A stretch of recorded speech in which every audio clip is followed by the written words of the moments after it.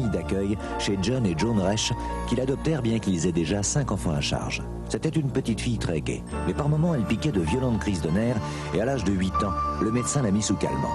Très vite, l'institutrice commença à se plaindre de Tina.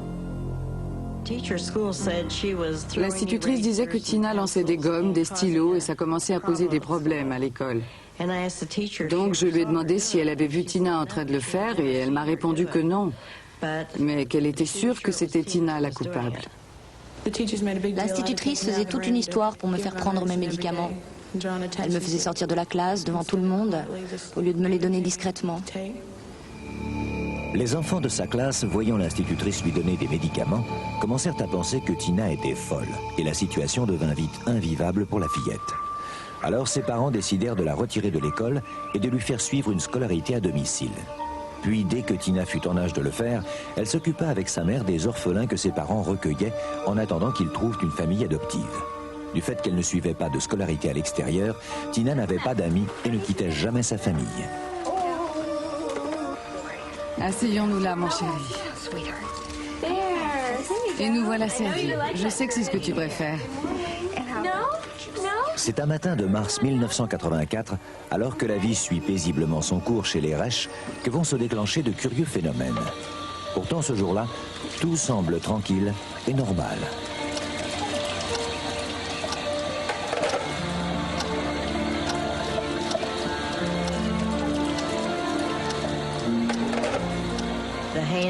Les aiguilles se sont mises à tourner toutes seules très vite.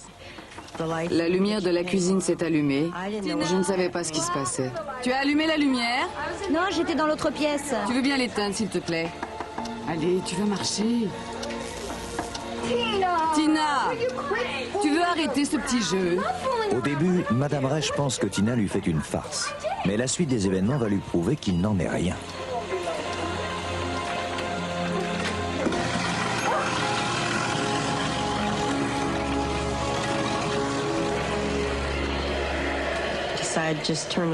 J'ai décidé d'éteindre la télévision. Je l'ai fait, mais l'image et le son étaient encore là. Alors je l'ai débranchée, mais ça a continué quand même.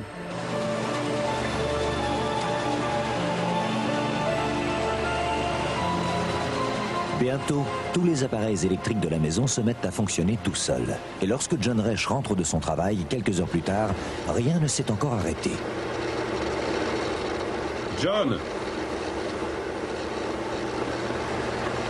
Qu'est-ce qui se passe ici? Je l'ai éteinte, mais ça continue. Tu plaisantes, t'as essayé tous les boutons? Oui, j'ai tout essayé. Je pense qu'il doit y avoir un problème électrique. Le broyeur s'allume, le micro-ondes s'allume. John pense qu'il s'agit peut-être d'un problème d'électricité et décide d'appeler immédiatement l'électricien qui est un de leurs amis. Il y avait une espèce de hurlement sur la ligne. Je n'avais jamais rien entendu de pareil. C'était si fort qu'il était impossible de parler dessus. On a été obligé d'interrompre notre conversation et d'attendre que ce hurlement diminue pour pouvoir recommencer à parler. C'était comme si on avait voulu nous empêcher de communiquer. Tu penses que ça vient de là? Oh, en tout cas, c'est là qu'il faut vérifier en premier. On va voir si les plombs sont... L'électricien vérifie le compteur et constate que tout est apparemment normal.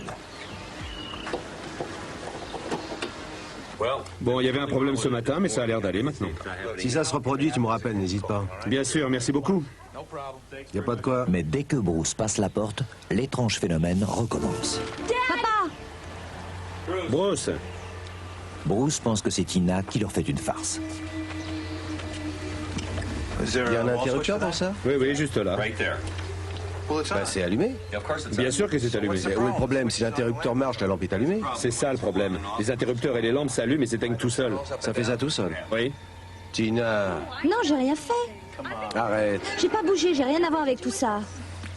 D'accord, j'ai une idée. On va vérifier. Pour être sûr qu'il ne s'agit pas d'un canular, Bruce va scotcher tous les interrupteurs du salon. Puis tout le monde attend pour voir si quelque chose se passe. Et soudain, alors que John et lui sont près d'un autre interrupteur, Voyons ce qui se passe.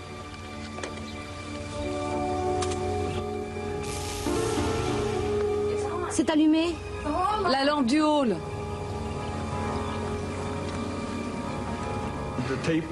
Le scotch était parti, l'interrupteur était en sens contraire, et on n'a pas retrouvé le scotch.